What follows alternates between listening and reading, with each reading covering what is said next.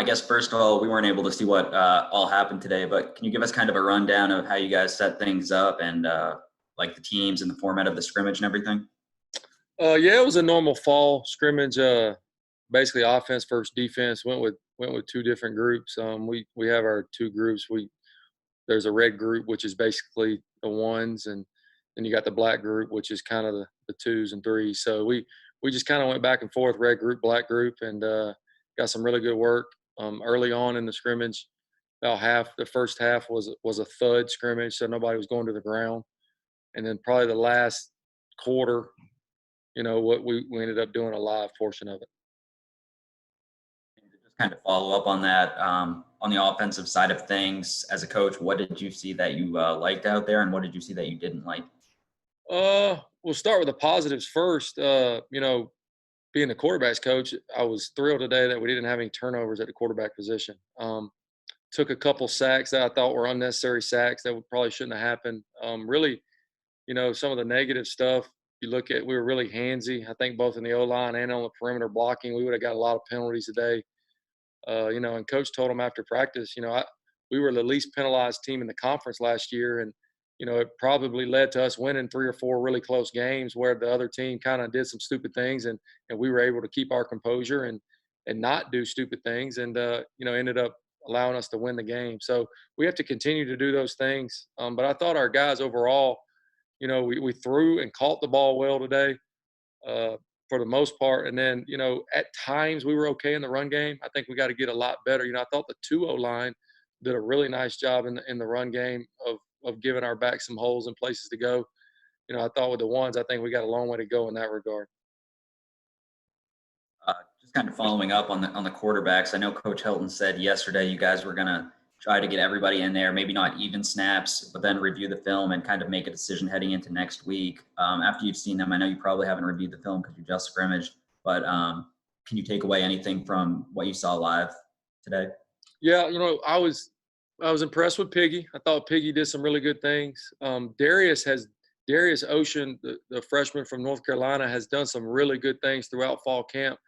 I thought today he took a little step back as far as getting the ball out of his hand. He took a couple sacks that probably were unnecessary. I thought there were places to go with the ball, even if you're throwing it away. He's got to understand how important it is for it to be 2nd and 10 and not 2nd and 15. And and that'll come. He's a freshman right now, and he's working. I was impressed. I put KT in some bad situations today. I let him work the backed up portion, which is coming off the -1 yard line, some of the situational stuff. And I thought he handled himself well, which was really good to see. I think he's come along really good. Got Davis in there. Davis did some good things. Probably didn't get as many reps as he would have liked. And then Grady kind of at the end.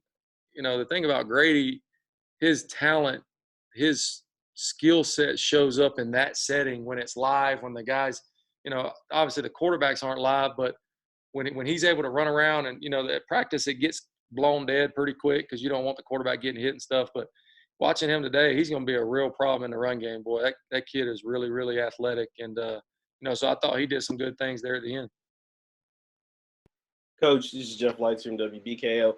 Who were some of the guys, you talked about the quarterbacks, but who were some of the guys that now that you got in a semi-live kind of setting that kind of stood out to you that maybe you hadn't seen so far during camp? Start with the guys that, JP made some plays today, which we've seen him do. I think the two junior college wideouts, Mitchell and Craig, I thought did some nice things today.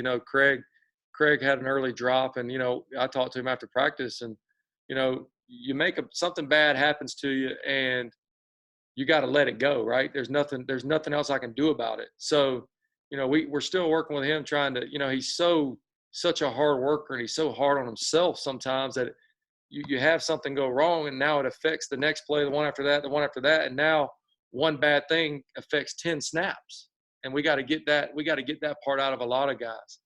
I thought the freshman running back Noah Whittington did some good things today. Even the 2 and 3 yard runs where he's just pouring it up in there, and really we block it for nothing, and he ends up getting 3. That's huge.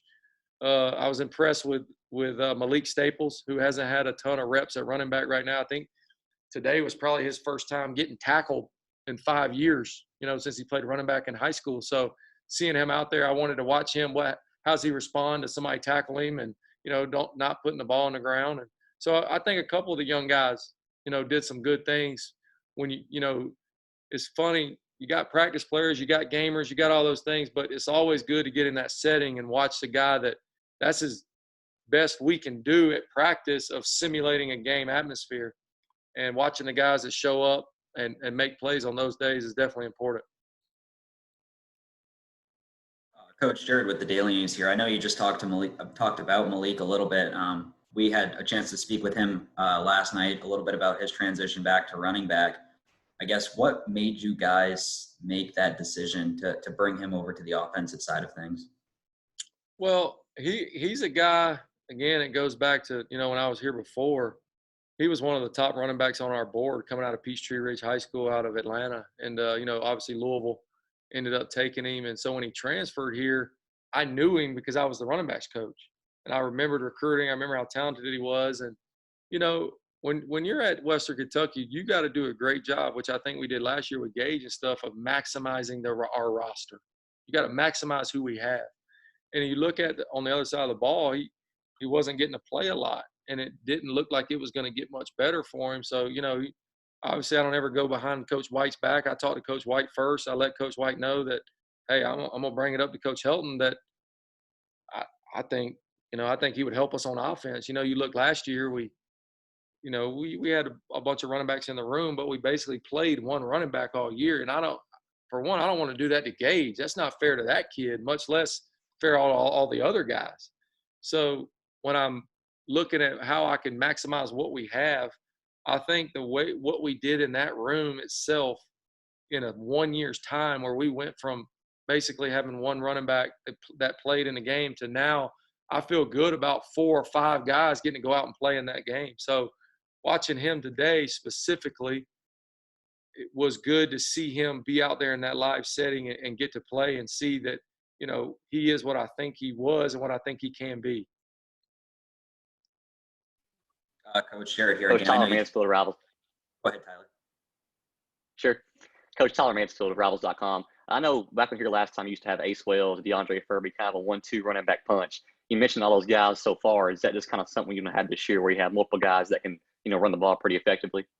I would like to. Absolutely. Yeah. You can see as good as Gage got as the year went on, because he got more comfortable, he kind of wore down a little bit. And I don't blame you. I mean, you're talking about a man. I've never been a part of that in my life. Player, coaching, my dad, coach, anything where one running back basically played every snap of like 7 or 8 games last year. That's unheard of. So to get him some help, I joke with the coaches and I joke with Gage that Gage's mama's the only mama I've ever, if she never did, she's a great lady, but she'd be the only mama that I'd ever had to say my son's playing too much. Like, can y'all give him a break? So it's to have him a little help, I think will help him both at end of games and at the end of the season where his legs are a little more fresh. Coach Jared with the Daily News here. I know we've talked about the O-line the last time when we had you, and you mentioned them earlier, a little bit handsy. How much of a concern is that, where it is an experienced group for the most part, and where you do have Louisville coming up, and that's a game that you said last year, maybe 1 or 2 spots on the O-line cost you a little bit? I don't know that I would say worry. I think that today was the first time we're out there with real referees. So, practice is always, those guys are veterans. They understand how to get it done at practice. And, it takes a little time when you get the referees out there for them to realize, all right, some of the stuff I get away with at practice, I can't do in the game. And so I wouldn't say it's worrisome, especially with those guys being older guys. We'll get it corrected and I know on game day, they'll be fine. Last one. Aaron Johnson, WNKY 40. Coach, at this point, we're about at the halfway point of fall camp. I guess, taking a step back and looking at the offensive unit as a whole, how do you think they are right now? How do you think they're progressing, and where do you expect them to be in 2 weeks when you have the season opener at Louisville? Well, I feel from what we've had to deal with this whole off season and the things that the kids have had to go through, I feel good about where we are. We aren't anywhere close to. I'm glad we still have a long way to go before we have to play a game, but I feel better. I think you can see. I talked to our coaching staff, and I look back last year. Today was our first scrimmage, and we did some good things. I think back last year, and I don't know if y'all got to be out there, but our first scrimmage last year versus our defense, we darn near didn't get a yard. I mean, they wore us out. So I'm walking off the scrimmage field going, oh, like we gotta figure some stuff out here. And then you go out there today, and to see where we've come in that amount of time, and now and we know our defense is elite. We know they're good. So we're fortunate to get to go against that every day. And to go out there today and do what we did, I got to keep pushing my guys. I got to keep making sure they know we're not where we want to be. But then I also got to look back and be realistic and go, man, I'm really, really proud of our staff, our head coach, and where we've come in a year's time of, we really got a chance to be good on offense. We really got a chance to be explosive, to make this I'm not going to say we're going to be what we were 14, 15, and 16, but we got a chance to resemble the numbers that we've put up in the past here that of what people are used to seeing at this place. And that really, really excites me. All right. Thanks, guys. Thank y'all. Y'all have a great weekend. This is Jared McDonald from the Daily News here in Bowling Green. I guess just what are your general thoughts overall on some of the positives and negatives you saw with the defense here today? Today, to me, it was really just about going out there, making sure we execute the defense, try to give up any big plays and take the right angles and tackling. Obviously, we was in a third situation with the first and second group. I thought our guys – they got tired out there, and which is good because we need that football condition. That was one of the things that I wanted to see us improve on over this week, and I thought it was a great sign at it. We got off the field a couple of times, and we didn't give up any big plays for touchdowns. That's always, I feel better when that happens in a scrimmage. To kind of follow up on that, were there any? I know it's an experienced group that you guys have coming back for the most part. Was there anybody in particular that really impressed you out there today? No one really stood out. It was one of those days where, we just had to do our job. Our offense has so much talent, so it's like, and they do a good job of obviously making sure Malone don't get all the sacks and they can get the plays off. But I thought our guys, I thought Roger Cray made some plays. I think he had 2 PBUs on a third down, and that's huge for the defense. You get off the field, that's a huge play. So I think Roger Cray might have had the best day that I can just, without watching the tape and seeing what was going on. Coach, this is Jeff Lights with the WBKO. You talked about having that experienced group. What do you think your potential could be with this group? I mean, you got, like you said, Cray, Devin Key, Malone, a lot of these guys that have been in your system now in year 3. Like, what do you think that ceiling is for this group? I think the ceiling is very high. It's going to come down to the weekly details. How much do they really want it? And like Coach said, you got to come to the park every single day, starting practice mad. And so you can ground out the details of your opponent, ground out the details of your day and your practice, and just try to ascend every single day, to make yourself better and make the defense better. Just to follow up on that, when you're in year 3 of a defense, like are you still installing new things, or how does that go when you got guys that have been in this for now it's their 3rd year? How is the learning process now in your group? Actually, it's actually year 4, which is crazy. I know time is flying, right? I know. So definitely, it's a lot of football out there that you guys our coaching staff do a great job of researching.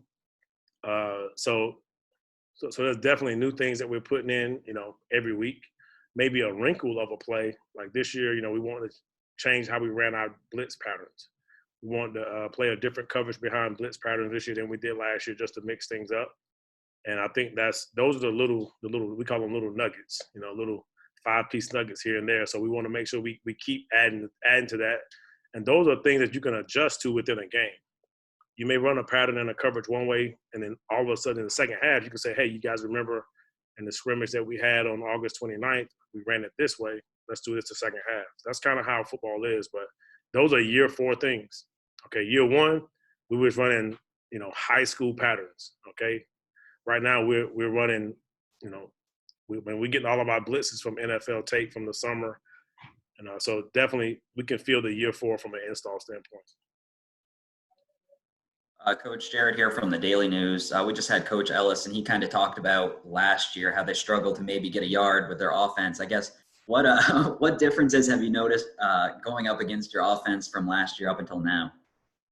I mean, it's kind of becoming a joke, you know. It's like, so every Sunday during the season, we have to introduce the new opponent to our defense.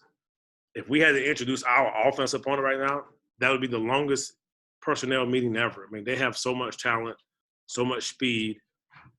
The quarterback can move. So, I mean, you wouldn't really know who to cover if I'm going against those guys. It's made us a lot better. I mean, they're definitely improved, and you can definitely feel it. I mean, I thought they did a great job last year. But this year they have a lot more speed and a lot more talent on the football field. It's pretty impressive. Taron Johnson, WNKY 40. Coach, yesterday we talked to Jeremy Darvin, and the way the defensive line is set up, you got two guys on the edge, and Malone and Jones, that will seemingly get a lot of attention, which should leave Darvin and defensive tackles with a lot of one-on-ones. How important is it for those guys to win those matchups, and how pivotal is it to allowing the defense to perform to the best of its abilities? I mean, I think that's very important. I think that every player should have the mindset this year that you got to win your one-on-ones. And it definitely helps if I'm a defensive tackle that they know that we have Jawan Jones and we have D'Angelo Malone on the edge. If I'm a defensive tackle, I'm definitely thinking like, I'm going to do my job every single snap. I'm going to make sure I'm in my gap. And when the play comes, I'm going to have strong hands and disengage and make plays. It's a great opportunity for those guys.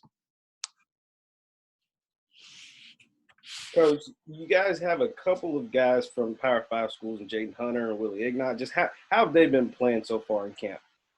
You know what? Those guys have definitely come around.